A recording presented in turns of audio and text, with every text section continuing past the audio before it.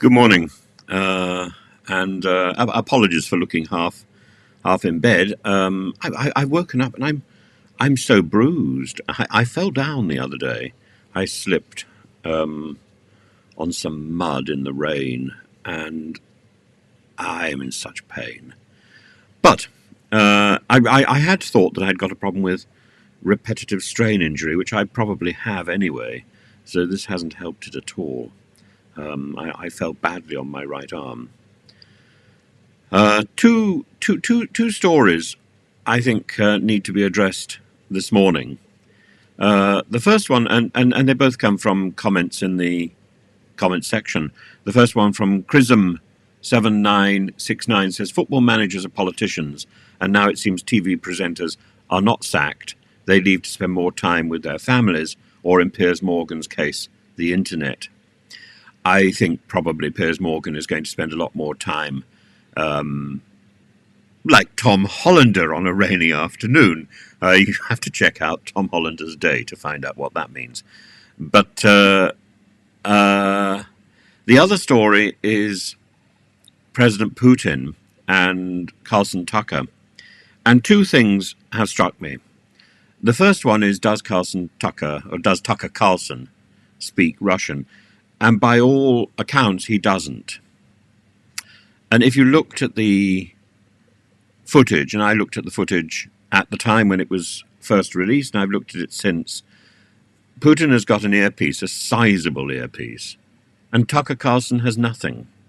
So either he understands what Putin is muttering, and Putin is going at a jolly good speed in Russian, or he's simply acknowledging the prompts in the script.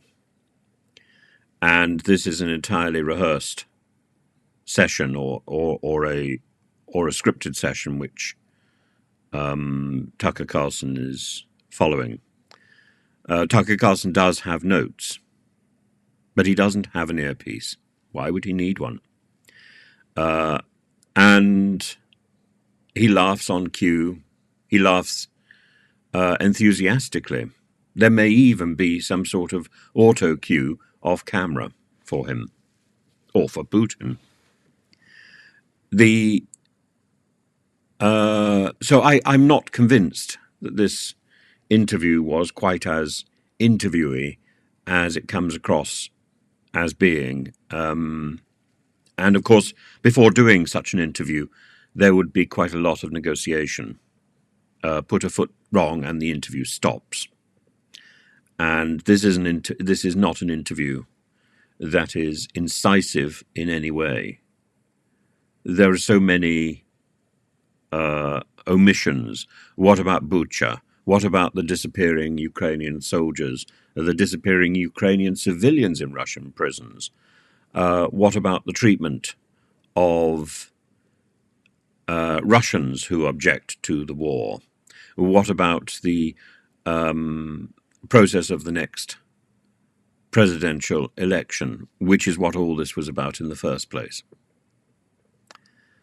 So I'm not at all convinced, number one, that interview is all it appears to be. Number two, I was entertaining myself for quite a while over the last couple of months with the idea that Mr. Putin is actually in a fridge and propping up a bag of frozen peas, Smedley frozen peas.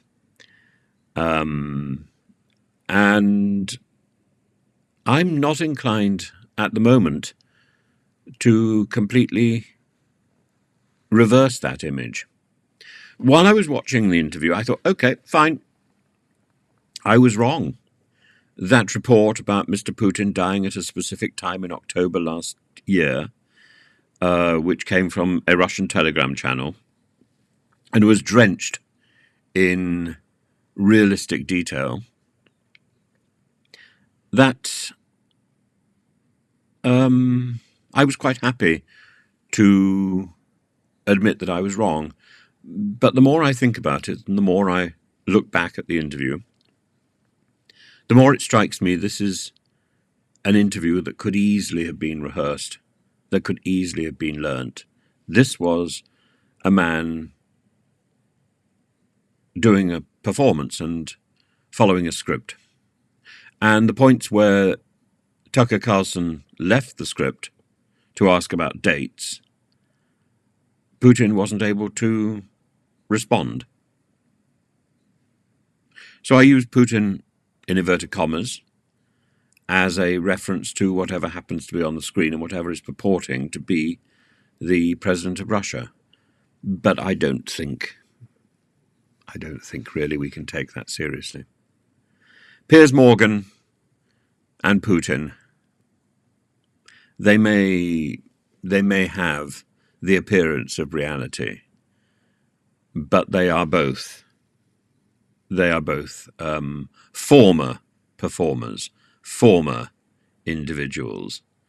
As Stephen Fry said, countryside is the technical term for the assassination of Piers Morgan.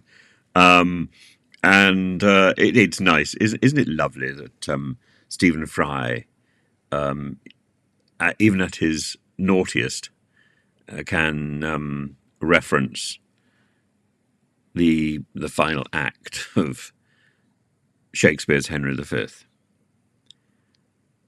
And I think he could have said the same sort of thing about President Putin.